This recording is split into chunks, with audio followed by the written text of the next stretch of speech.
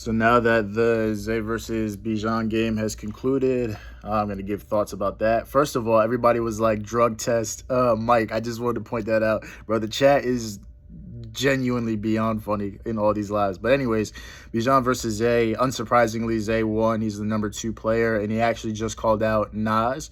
So I think that's going to be his shot at being the number 1 player. For everybody who's like, oh, it's 1A, 1B, Zay is not really consistent enough.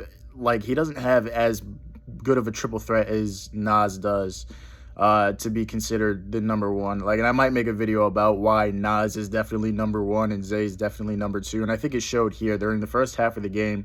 Zay just looked horrible. Like, he looked like the worst version of Zay that I've seen. He was like talking shit to people. He gained weight. He was getting the ball. Like, well, they both did pretty good on defense. They're both blocking shots and shit and drives and shit.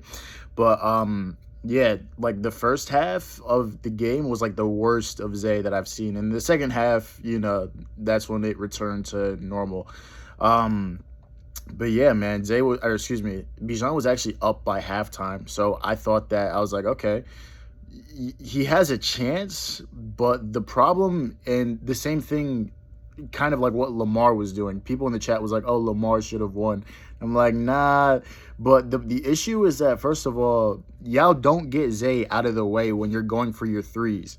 Like, you just go for threes, and you start way too far back. If you take if Bijan he hit like 1 3. Bijan is a known shooter. He hit 1 3 in this whole game. If he were to start closer at the line, he definitely would have been more consistent from the 3.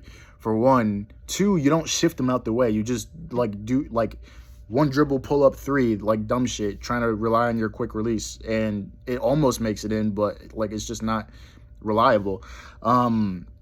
And secondly, you guys keep letting him line up shots. Like, bro, you could literally just like tap his shoulder, back up a little bit. Don't let him line up the 3. Like, even Nitty said in the game, he was like, this let Zay shoot strategy is gonna have to go. Like, it's just not gonna work. Y'all keep letting him line up 3s, and it's like, I get that you're tired, but he's the number 2 player. If you want to beat the number 2 player, you're going to have to do the work to beat the number 2 player and guard his ass downhill. Because if you play proper defense going downhill, like Lamar did, like Bijan did, then it's doable. Beating Zay is doable. But it's just, every time people get tired, and it's just a proven thing that Zay outlasts his opponent. And then he found his rhythm in the second half and took it away.